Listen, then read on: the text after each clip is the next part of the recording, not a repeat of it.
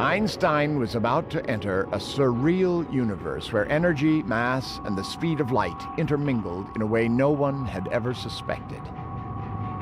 But there was one last mathematical ingredient that Einstein would need: the everyday process of squaring.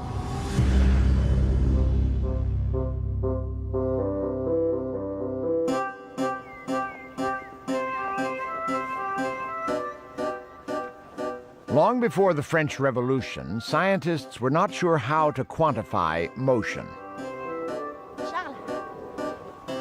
Equations that explained how objects moved and collided were in their infancy.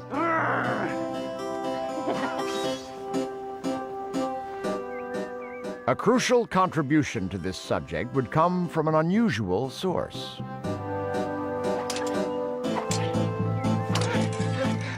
Meet the aristocratic 16-year-old daughter of one of King Louis XIV's courtiers, Émilie du Châtelet.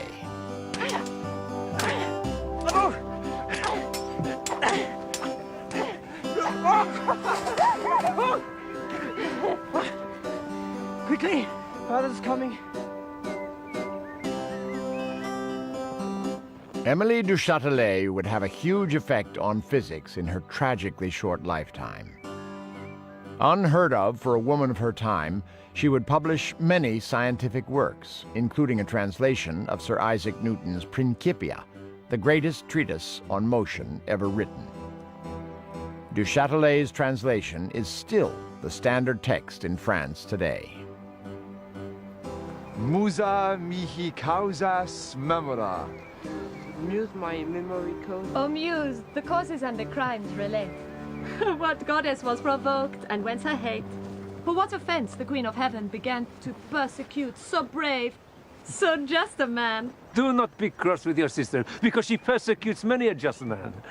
Only the other night, Émilie silenced the Duc de Luynes when she divided a ridiculously long number in her head in a matter of seconds. You should have seen the incredulity on their faces when they realized Émilie was correct. Was it my sister's astounding intelligence or her boundless beauty that made their mouths gape, I wonder? Oh, well, yes. You have a point, monsieur. Monsieur, I thank you for your kindness. I fear, however, that my wit is only a curiosity to others. If only my mind were permitted opportunity. My dearest Émilie, you are blessed with intellect and courage. Use them both, and the world will fall at your feet. No.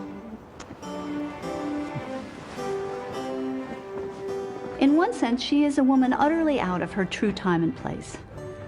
She's a philosopher, a scientist, a mathematician, a linguist. She demands a freedom that women didn't begin to enjoy until over 150 years later. A freedom to study science, to write about it, and to be published. Du Châtelet married a general in the French army at age 19 and had 3 children. She ran a busy household, all the while pursuing her passion for science. She was 23 when she discovered advanced mathematics. She enthusiastically took lessons from one of the greatest mathematicians of the day, Pierre de Maupertuis. He was an expert on Newton, and she was his eager young student. It seems they had a brief affair. But then he set off on a polar expedition. Du Châtelet then fell passionately in love with Voltaire, France's greatest poet. A fierce critic of the king and the Catholic Church, Voltaire had been imprisoned twice and exiled to England, where he became enthralled by the ideas of Newton. Back in France, it wasn't long before he again insulted the king. Du Châtelet hid him in her country home. The poor little creature is devoted to him. Isolated far from Paris, Du Châtelet and Voltaire turned her chateau into a palace of learning and culture, complete with its own tiny theater, and all with the apparent blessing of her husband. Who is the There's a great deal of myths surrounding Du Châtelet and her love life, and most of it is very exaggerated. But her husband did accept Voltaire into his household, and he often went to Paris on behalf of Voltaire. He went to his publisher to plead Voltaire's case, to keep Voltaire out of jail. And it is also true that Émilie du Châtelet did have several affairs of a fleeting nature. Bravo, bravo! She created an institution to rival that of France's Royal Academy of Sciences.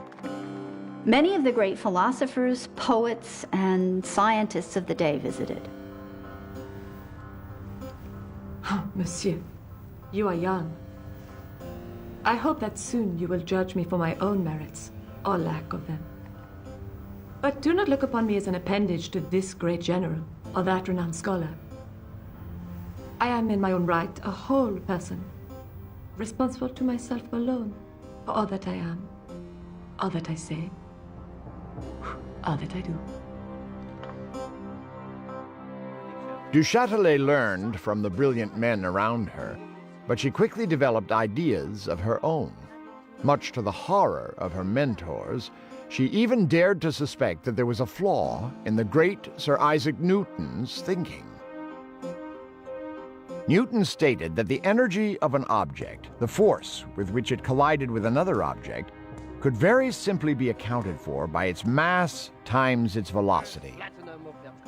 In correspondence with scientists in Germany, Du Châtelet learned of another view, that of Gottfried Leibniz. He proposed that moving objects had a kind of inner spirit. He called it vis viva, Latin for living force. Many discounted his ideas, but Leibniz was convinced that the energy of an object was made up of its mass times its velocity squared. Taking the square of something is an ancient procedure. If you say a garden is 4 square, you mean that it might be built up by 4 slabs along one edge and 4 along the other. So the total number of paving slabs is 4 times 4, 16. If the garden is 8 square, 8 by 8, well, 8 squared is 64. It'll have 64 slabs in it. This huge multiplication, this building up by squares, is something you find in nature all the time. Émilie, you are being absurd. Why ascribe to an object a vague and immeasurable force like vis viva? It is a return to the old ways. It is the occult! When movement commences, you said it is true that a force is produced which did not exist until now. Think of our bodies. To have free will, we must be free to initiate motion. So all Leibniz is asking is, where does all this force come from? In your case, my dear, the force, I am sure, is primeval. Oh, you're infuriating. You hide behind wit and sarcasm. You only think you understand Newton. You're incapable of understanding Leibniz. You're a provocateur. Everything you do is about something else and makes trouble for you. Criticize this, denounce that. Are you capable of discovering something of your own?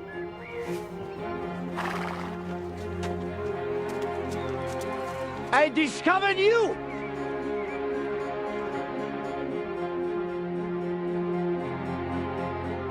Despite the overwhelming support for Newton, Du Châtelet did not waver in her belief.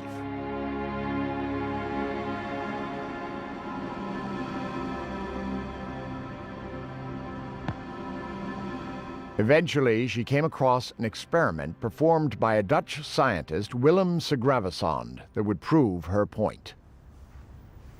Segravesand in Leiden has been dropping lead balls into a pan of clay. Dropping lead balls into clay. How very imaginative.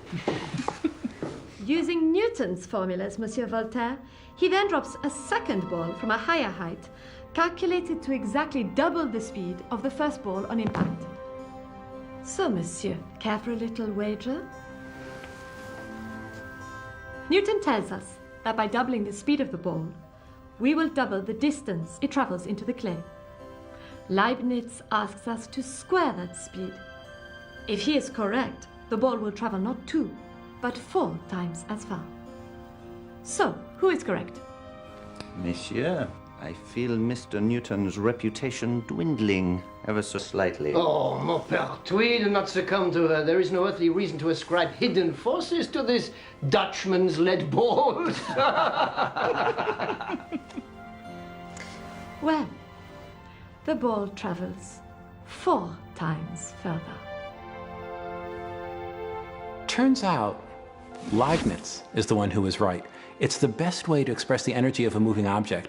If you drive a car at 20 miles an hour, it takes a certain distance to stop if you slam on the brakes.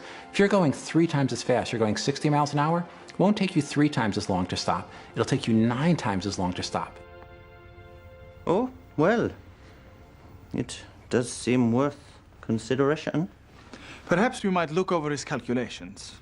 I have already checked his figures. I am sure Leibniz is correct on this point. I intend to include a section on this matter in my book. Really? Do be careful, madame. Do you think the Academy is ready for such an opinion? Quite. We really should be careful. We? I see no reason to delay. There is no right time for the truth. Émilie du Châtelet published her Institutions of Physics in 1740, and it provoked great controversy. Voltaire wrote that she was a great man whose only fault was being a woman. In her day, that was a great compliment.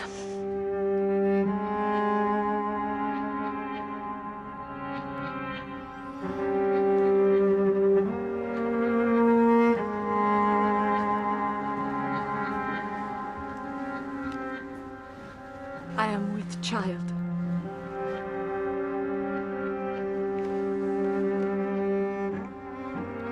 You are sure? Undoubtedly. 2 to 3 months. I'm afraid that... You are afraid? You should...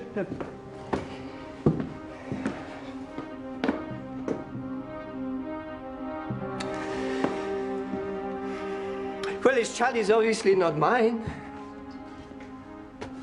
Nor is it your husband's.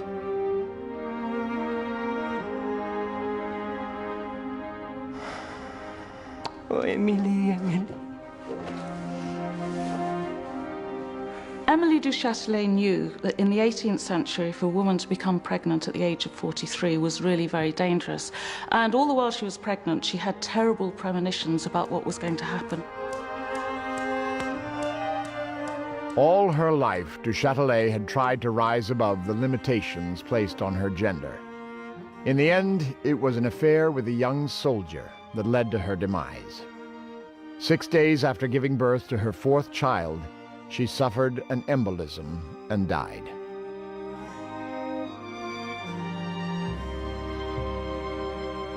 Émilie du Châtelet's conviction that the energy of an object is a function of the square of its speed sparked a fierce debate. After her death, it took 100 years for the idea to be accepted. Just in time for Einstein to use this brilliant insight to finally bring energy and mass together with light.